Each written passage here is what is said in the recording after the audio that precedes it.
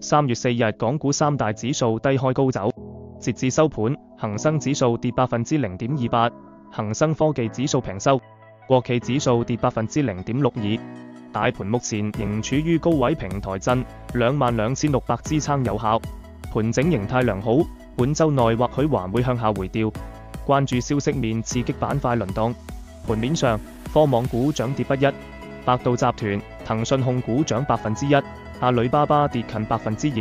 機器人概念股普漲，優必選漲逾10%。汽車板塊整體下跌，比亞迪股份跌超6%。比亞迪股份今日宣布，公司已訂立了配售協議，